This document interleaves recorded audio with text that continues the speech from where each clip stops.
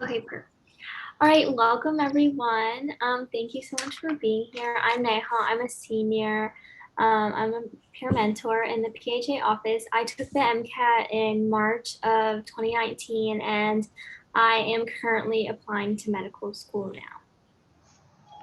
Hey everyone, my name's Sebastian. I'm a junior. I'm also a peer mentor in the PHA office, and I took the MCAT this past January, and I'm applying this coming cycle to start medical school in 2022.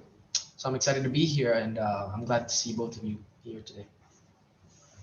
And since it's a small session, if you want to like interject in between, or if you want us to like ask any specific questions like tailoring to your path and what you have in mind, we can like definitely help you with that too.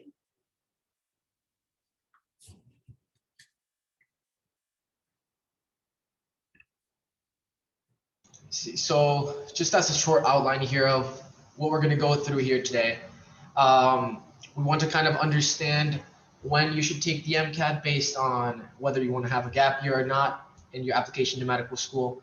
We'll also kind of go through methods of studying, right? How do you start? Where do you start?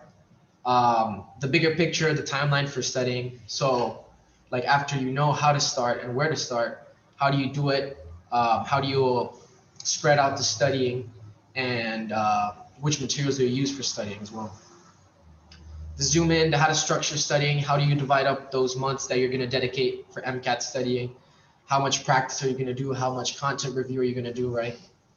Study resources, we're going to kind of go specifically into the things that you might need, the things that could work for you, could not work for you, and just kind of give a general overview of what's out there for you to check out. And then finally, we're just kind of going to end up on a note of how to pace yourself, how to schedule in breaks, and also to be realistic about your outcomes for this test. Yeah. So the main thing people kind of start with when just like taking the MCAT in general is finding when to take the MCAT. So the main thing you have to consider first is whether you want to take a gap year or not, meaning do you want to apply with no gap year this summer going into senior year of college, or do you want to and then go straight into medical school, or do you want to apply maybe this summer after your senior year and take 1 year or more than 1 year in between when you would matriculate into medical school. So specifically with no gap year, this would mean applying to medical school the summer after your junior year, and you would be interviewing throughout your senior year. Then you would matriculate in the fall right after you graduate. So with the MCAT, you need to have an MCAT score that you're satisfied with at the early summer by your senior year, because that's when you'll be applying. So that means you could either take the MCAT starting usually as early as the end of the summer before your junior year, and then like in the fall of your junior year in September. They don't have any test dates after September, so that's why we stop it there. And then people move into the spring semester and take it in January through May.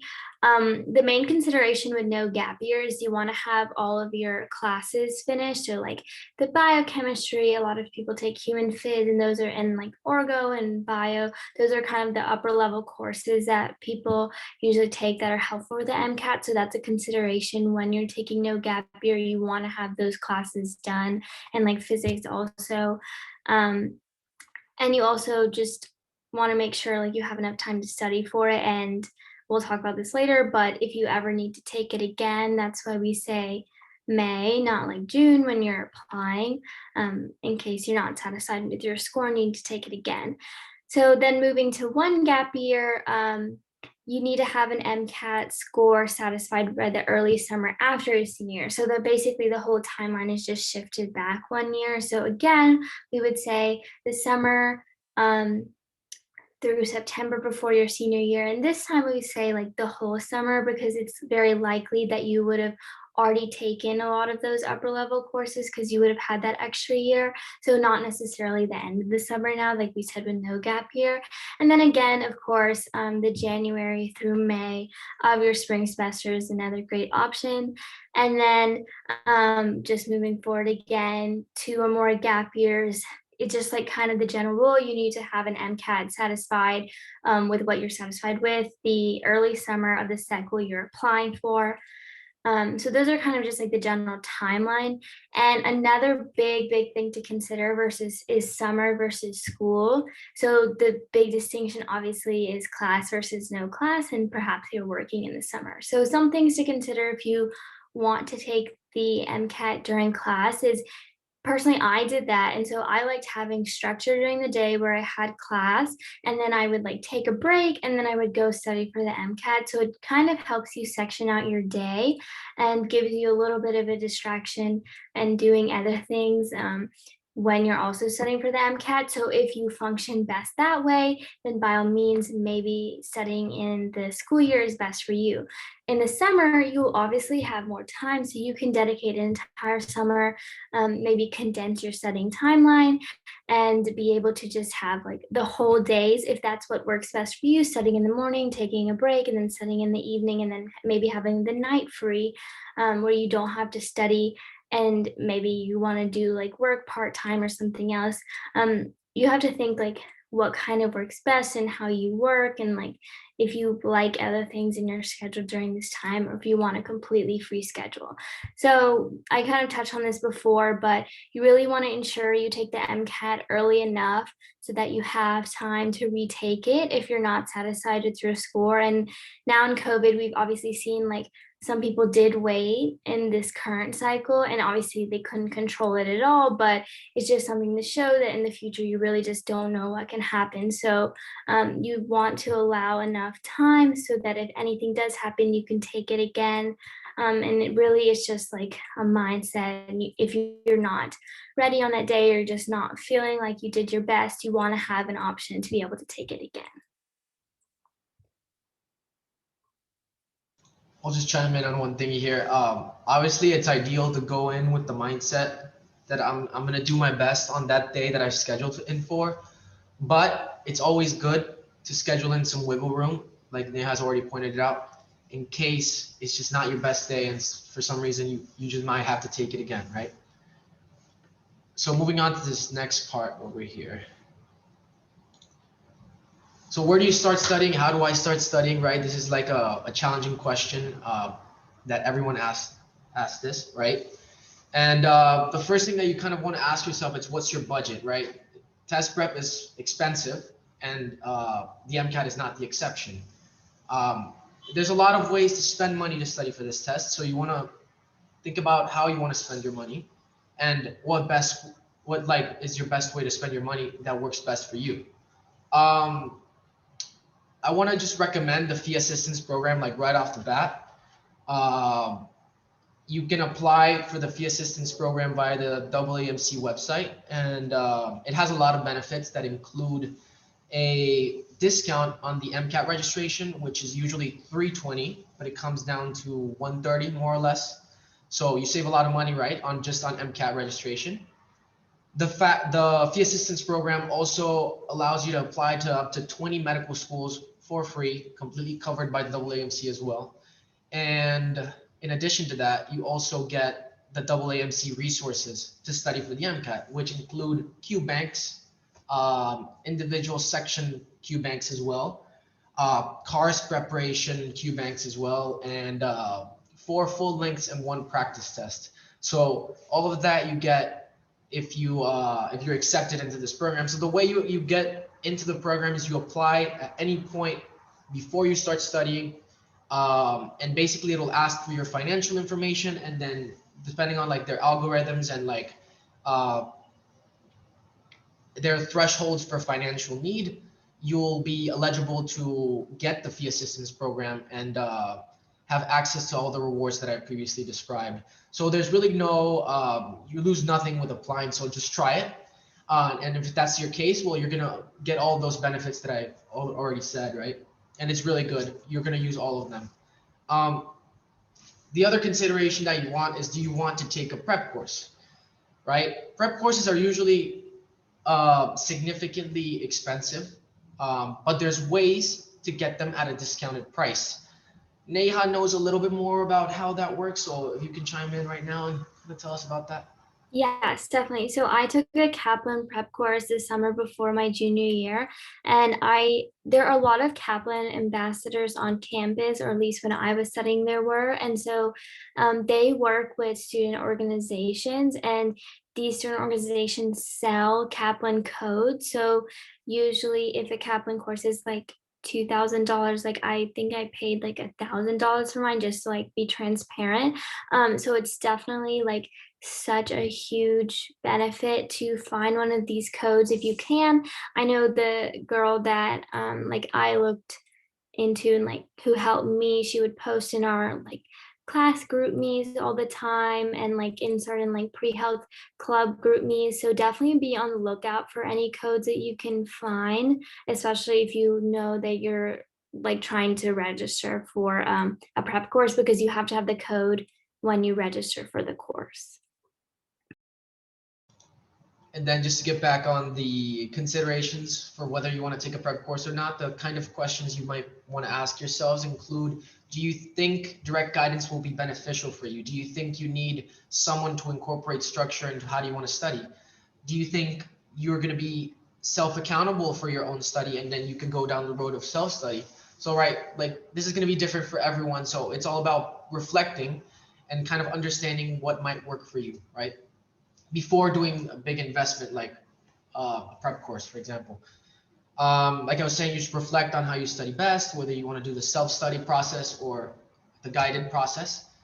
Um, and I'd say that, really knowing when you're going to test, so your test date, really makes a difference because that's when you realize that, oh, I have to be ready by this date.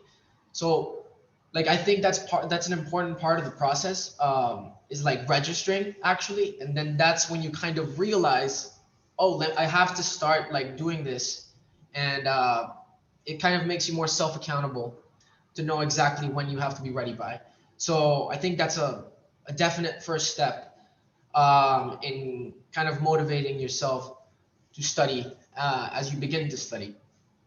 And obviously, is getting your materials clearly important. We'll get more into that, but there's a lot of stuff out there, and we'll kind of walk you through the materials that you might want to gather to start your study in a later slide.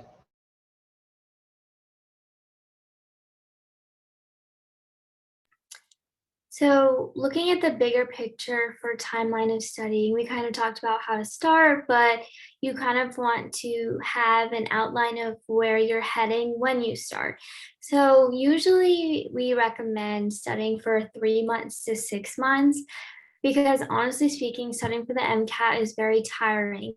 And so you want to be realistic in how long you actually can sit and study for hours a day for like an extended amount of time. So usually it's 3 to 6 months. And that's what I was saying. There is such a thing as too much time, because you want to keep that motivation, you want to meet that test date, and you want to just have the continuous drive to keep studying. So, it is a time like you don't want to have too little time in which you don't allow yourself enough practice, enough content review, and enough time to really figure out how best you take this test. But you also don't want to have too much time where you start forgetting content or getting too tired or getting discouraged when you study for your exam, because you have to take care of yourself while you're studying for the MCAT and not let the test overcome you. And then just one more thing on this one. From personal experience, I can say that like when you start studying for this test, it's a lot of trial and error, and then you kind of have to figure out what works best for you. And so I say that in addition to the 3 or 6 months that between 3 to 6 months that you allot for MCAT studying time, also include some time to kind of understand what works best for you. So like give some time for that trial and error process. So for example, personally for me, like when I started content review with Kaplan Books, I tried a lot of things. I tried taking detailed notes outside of the books. I tried just reading. I tried annotating the books.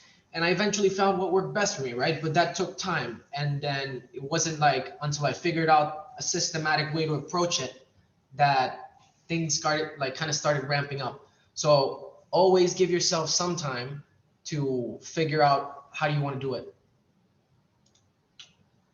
All right, so specifically on how to structure studying, I did a 6 months timeline, and Neha did a 3 months. So we're just gonna kind of talk individually about these from our personal experience.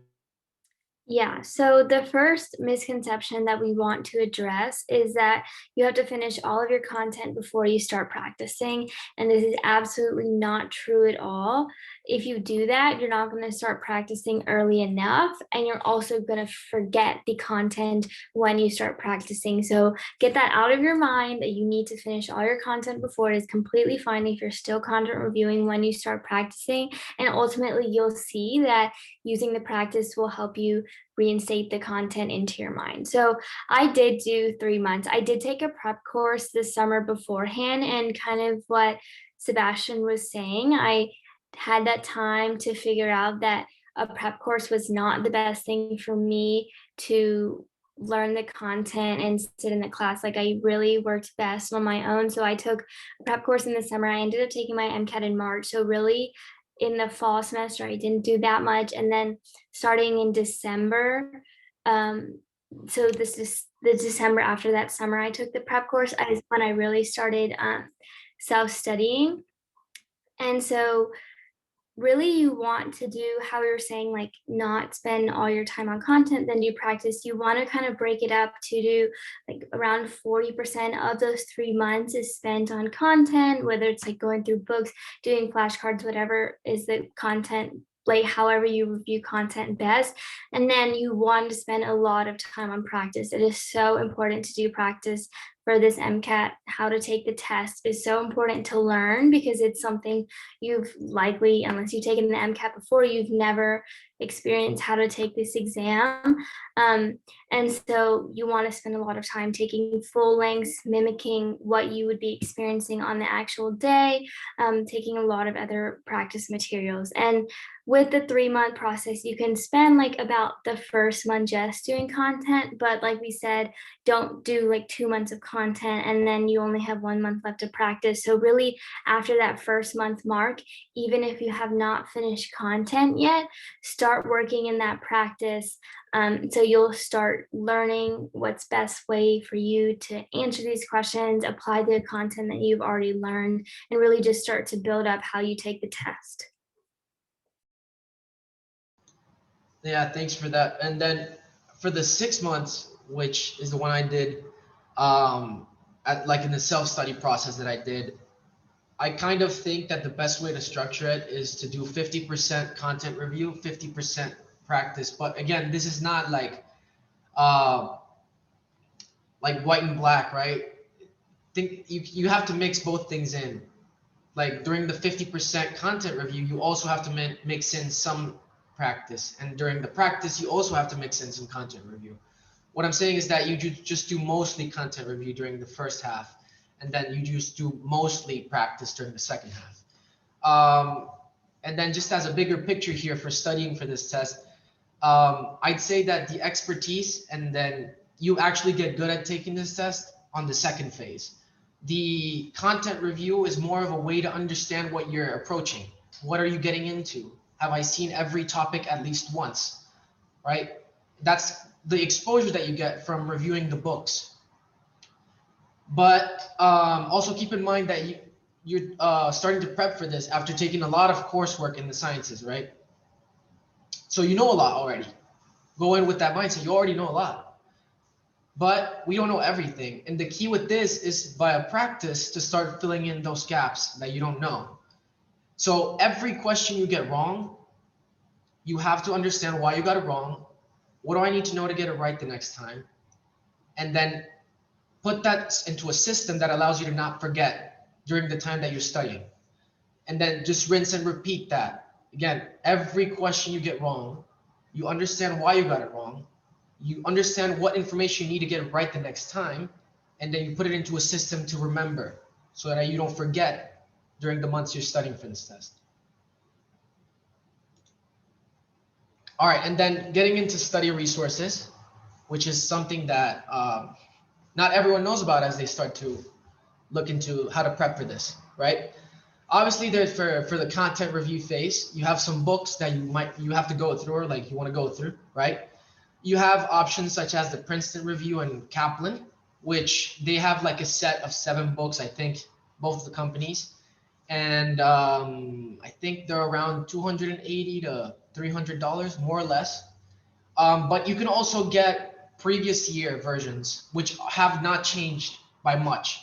And you could get them for way cheaper. You know, there's like Facebook Marketplace and stuff like that. Look into those types of resources to get them for less expensive prices, right? And so the books, like I said, serve as a way to familiarize yourself with everything you're gonna see or you might see on test day, right?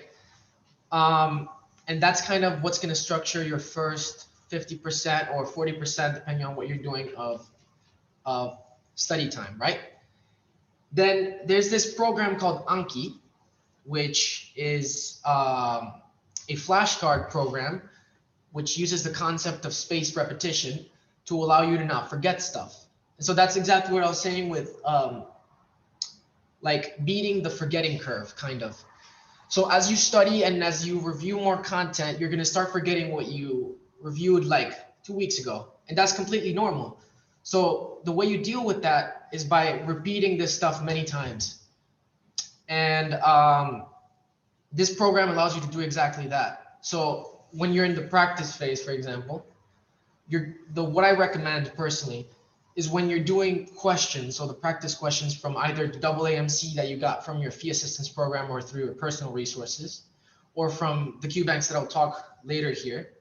Um, you're gonna put every question you got wrong into a flashcard in a way that you can understand the content that you need to know next time to get it right in a future setting.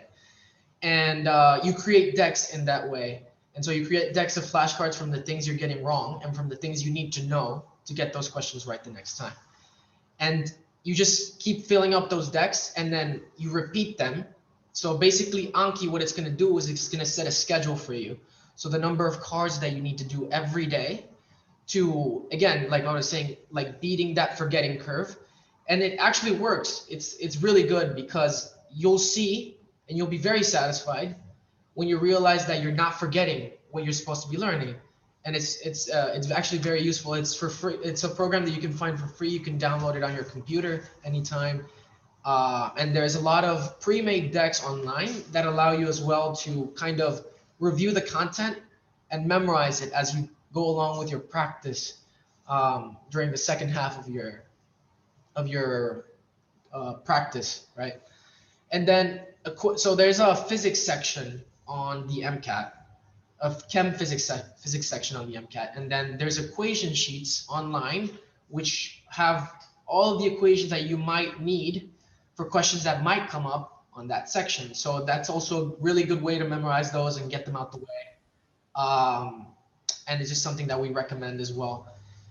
There's also a section on behavioral sciences in the MCAT, which is like psychology, sociology, right? And there's a Khan Academy document, it's just 300-page document that basically encompasses everything you might see on test day. And it's actually really good. And then it's good to review it, to read it a couple times. And we also recommend that as content review. Yeah, another note about the books, if you buy a test prep course, I think all the test prep courses include the books with it. So don't end up buying 2 sets of books if you are planning to take a prep course.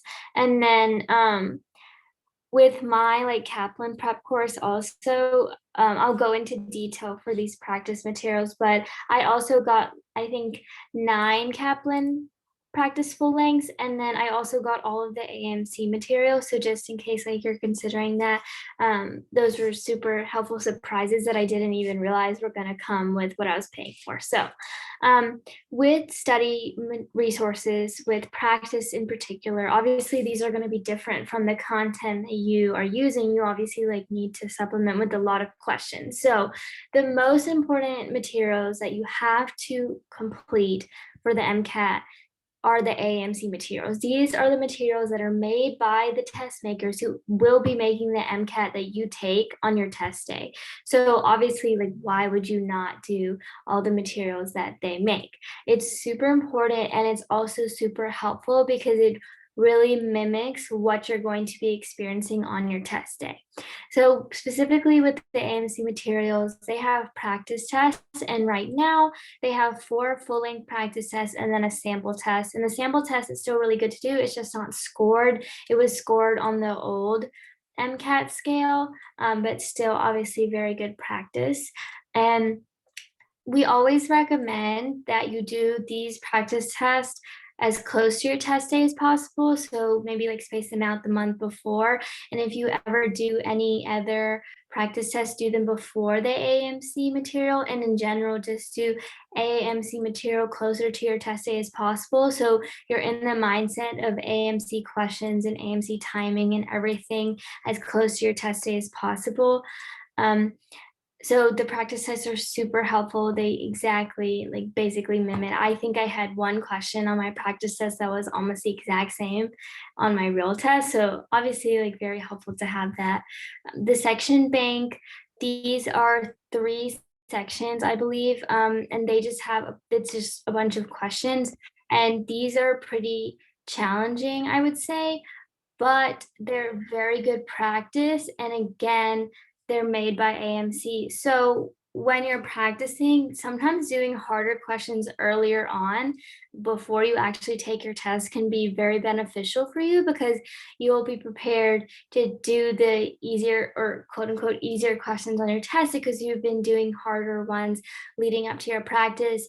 And if you get some questions that are really hard on your test, you'll have practiced how to reason through questions, even if you don't know the answer immediately. So it's always helpful to work and do harder questions and challenge yourself earlier on. The official guide to the MCAT is also, these have 4 sections for each one. The section bank doesn't have a cars, so that's the only section that's missing, but the official guide to the MCAT has all 4 sections.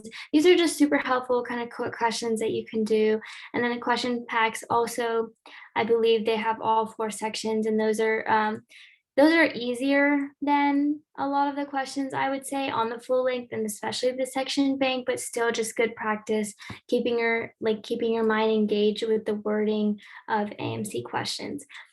Another resource that a lot of students use is UWorld. You might have heard of it. It's just a giant question bank that you can get, and it's really helpful in that you can create your own test. So you can choose if you want to practice chem phys for a day, you can, and you only need to practice like organic chemistry within the chem phys section. You can create a test that's 52 questions of organic chemistry if that's something you need to work on, or you could do 10 questions from chem phys, bio, psych soc, and cars and create a test like that. So really customize how you like are practicing. And Blueprint is also very helpful for practice tests. I know Sebastian used UWorld a lot, and I use Blueprint a lot. So I love Blueprint. I think the biggest thing with UWorld and Blueprint is that they have very good question and answer explanation. So that's what Sebastian was kind of touching on before. Whenever you miss a question, you want to make sure you know why you miss it. And that's another reason we recommend not starting with AMC, because honestly, their answer explanations aren't the best. So really starting with UWorld and Blueprint, so you have those answers, the answer explanations that you can review, is super helpful. And Blueprint is full length, and UWorld, you can technically make it a full length, but it's not like the set full length. It's not like structured like that. And then Kaplan and Princeton review practice tests.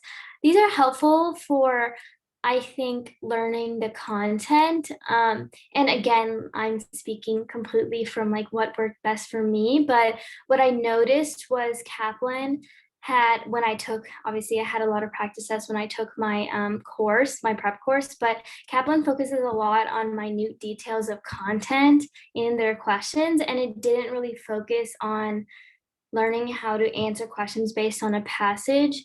And if you're not familiar with it, MCAT is basically like most of the questions. I think maybe 2/3 of the questions are questions based on a passage. So you read a passage and you answer like 5 to 6 questions off the passage. So learning how to answer questions off a passage is super important. And I honestly don't think Kaplan was the best at doing that. But again, if you think Kaplan practices or print and review practices work best for you, like by all means use them. I'm just speaking from personal experience. But again, last point, with whatever you do, I reviewed every single question that I did because sometimes I would guess on a question and I would get it right. And so just because I got it right, that doesn't mean that I knew the material. And so it's so important that you review every single question that you do. And you make sure that your resources have good answer explanations. So if you were to say take a full length on a Saturday, you need to spend just as much time or even more time. I spent even more time on the Sunday right after reviewing your test and going through every question and seeing what you got wrong, what you got right, and how you kind of work through the questions. And that kind of helps you, like the trial and error process we've been talking about, helps you figure out how you answer questions best, how you move through the test best. Maybe timing is an issue, like you'll really figure out what questions you could have moved through more quicker, or what you spent too much time on, et cetera, et cetera. I'll just chime in on one thing right here. For those of you that don't know, like how the MCAT is structured, so it's composed of 230 questions spread out over 4 different sections. There's the first one is the Chem Phys, which the Chem Phys actually includes inorganic, organic, and physics. And so that first section has 59 questions and they give you an allotted time of 1 hour and 35 minutes. There's a second section, which is the CAR section, standing for critical analysis and reading skills. That has hour and 30 minutes allotted time, and it's 53 questions. There's a third section, which is the biochem section, just includes biology and biochemistry. Again, hour 35 minutes, and it includes 59 questions. And at like the last section is the psych-soc section, which includes psychology and sociology. And 59 questions again, hour 35 to answer them. Just like a short review of what the MCAT is, right? And then I just want to stress here like how useful UWorld was for me, and it's because like they have such great like question explanations, and I relied on those a lot, and I feel like most of the content that I learned came from actually answering questions, and after I don't know taking like a quiz that I set up for myself, reviewing them and putting those into flashcards to not forget any of the things that I'm learning, right? So I'm just UWorld is a great resource, and I'm a great advocate of it. So I completely recommend it to anyone that wants to go down that route. One more note on timing for the MCAT. If you ever see a shorter time like advertised, it's because during COVID they shortened the test. And so now you'll definitely, I think, go back to the full length. So don't get confused if you ever see a shorter test, because they did take out questions.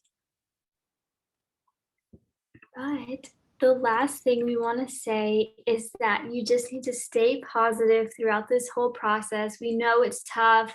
It's something that you just have to do, but you're not going to know everything on this test. There's no way, and it is absolutely okay. It's kind of what I was talking about before. You do questions earlier on, and you do practice earlier on and simulate the environment you're going to be in, so that you, even if you encounter something that you don't know, you've already practiced how to reason through a question and how to get to a reasonable answer, even if you don't know the content right off the bat. and really just being realistic with your timeline, whether you think 3 months will be better, or 6 months will be better, if you want to do it in school or not, like what other commitments you have, if you're working full time, or if you're going to take a heavy course load.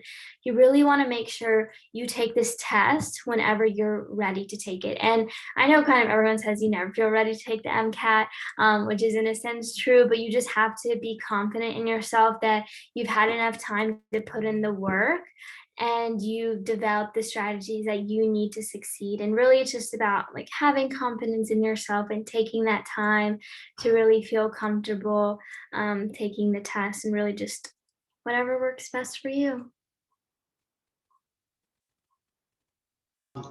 I'll also say one more thing, just going back actually on the previous stuff. Uh, like we were saying, like most of the MCAT is passage based, and sometimes the passages can be daunting. Like as you start reading through them, it's an uncomfortable reading. It's not easy stuff. It's complex, and that's completely fine. Everyone experiences that. But one thing that I do want to say is that you gotta become familiar or with how to deal with being uncomfortable, with not knowing what's going on with the passage, because that's completely normal. But it's just being able to deal with the discomfort of the complexity of the stuff that's being presented to you, and remaining like mentally clear to answer as best as possible. And that only comes with practice, and you'll be able to do that as you practice and practice and practice more.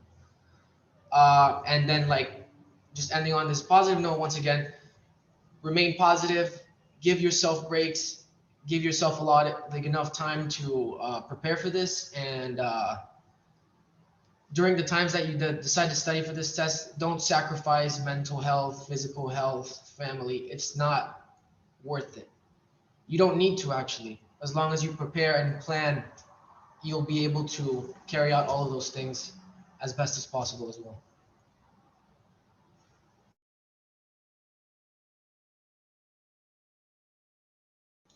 So here's our contact information. If you ever want to email us, like please feel free. We'd be so happy to answer any questions that you have. But does anyone have any questions now that you like want to ask us? Anything you're wondering about on the slides? Yeah, I got a question. So for like, I guess since you guys were just talking about it, like since it's a lot of passage-based questions, like do you ever just like go to the questions first, like take a quick look at them and then go back to and then start reading the passage to like, I guess, have an idea of what you're looking for? Or do you just like start reading? Is like the time not enough so you just gotta start reading and like, I guess just get through the passage first? That's a great question. And that really comes with the strategy that works best for you. So personally, I tried that a couple of times, like trying to read the questions first. Really for cars, I think I did that. I ultimately did not think it was helpful. And I also think that it took too much time. And I think like I ran out of time because I did that. So personally, like for me, I would just read the passage specifically and then move on to the questions. And another thing that you'll notice is some of the questions don't ask for something specific within the passage, like a line, but they mainly like they might ask like a main idea or something like that. So one tip that I heard to why not to read the questions first, but again, like if it works best for you, do it. But if you read the questions first, you'll have those questions in mind, and you might be looking for specific things through the passage and you'll miss the main idea of the passage. And so that will allow you to answer those questions that are really synthesis questions, because you would have been so tunneled in on trying to find keywords and like things like that. Does that make sense? Does that answer your question? Okay. Thank you. Yeah. Yeah, I also have a question. I came late, so I don't know if you guys already discussed this, but like, what's the first step to like prepare for the MCAT? Like, I'm not really sure what to do. Yeah, good question. Yeah, I can take this one. So I'd say that the first step to prepare is kind of understanding what route you want to go down, whether it be self-studying or a prep course. So maybe you're a person that wants to be given more structure, right? And then wants to be given a plan to follow specifically through whatever time you've allotted to study for the test. And that would be something that you might find more easily in having a prep course. Or maybe you're someone that would rather uh, do their own thing and kind of set up their own game plan to approach the test. And then you might want to go down the self-study route. But once you figure that out, the first part you want to start studying, where you want to start, is to review content, to expose yourself to as much of the topics that might be presented to you on test day. And that can be accomplished mainly through review of the books that are available through the companies of the Princeton Review or Kaplan. Okay. Any other questions? Yeah, I guess this one's more specific to Sebastian since you did 6 months of studying. When you like did your content review, right? And like, so how did you like, if with 6 months and like I guess like half of that would be like 3 months of content review, how like fast were you going through the books in order to like get done with all the capital ones? Yeah, so one thing that I stressed like at the beginning was like that it's a huge trial and error process. Yeah. So I started with, I took like almost 3 to 4 weeks on the first book that I read. And that was just taking too long because I was like reading through it. And then on my iPad, I was taking like very detailed notes on each chapter. But that was not working out for me. Maybe you're an amazing note taker and you can do it really fast. But for me, it wasn't working out. So that's why I mean like it's a trial and error process. From there, I moved on to like just annotating the book. And that took me down to like 2 weeks, right? Just annotating the book, kind of just the muscle memory of like jotting down your own stuff. That also kind of helps. So that still was a little too much time because I had already spent a month going through one book. So then I had to change my strategy again because I knew I couldn't spend more time on content review. And then I just moved on to just reading the book. So that's something that you kind of have to feel out as you go, right? Maybe you just want to go down the annotating the book or you just want to read the books, right? I ended up reading the books, reading most of them at the end in my case.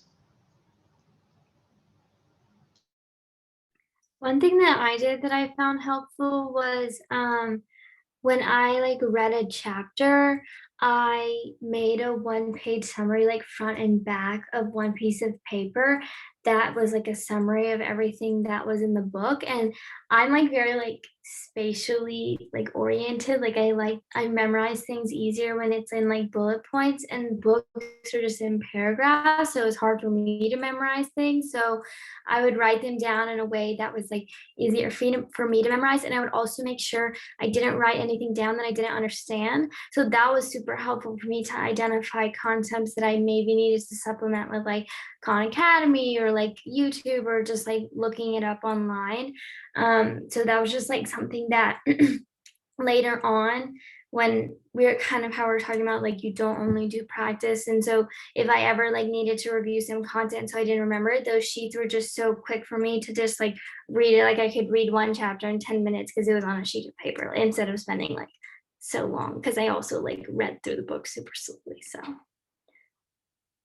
Yeah, I think actually that like I advocate for Neha's strategy because like that's like just a 1 to 2 page summary that's not very time consuming, and it's a great way for you to condense the information if you need to go back to that at some point.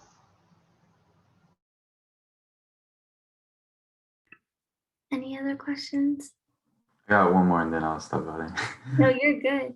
So if you want to do UWorld, right, and like you want to like incorporate it into like your 6 month study period or whatever, like when do you recommend like starting on like using UWorld just when you like finish a book and then like just start doing like UWorld for like that specific like content, or like spacing it out like later on like in the last 3 months?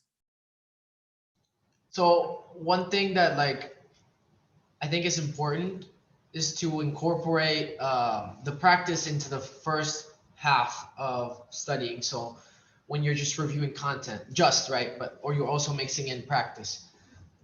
But I wouldn't say that you necessarily need to say finish a book to go into the specific section of that subject in the UWorld QBank. Because like we said, you already know a lot from the courses you've taken. You already know a lot. That like you got to go in with that mindset. You're filling in the gaps from the stuff that you can't, like, you're not going to remember. So like in reality, UWorld, like the QBank could be approached in many different ways. Like you could just mix it up, mix as many like subjects up as possible. But the key for UWorld is just to review every question you get wrong and then put that into a system that can allow you to not forget the things that you need to remember to get them right the next time.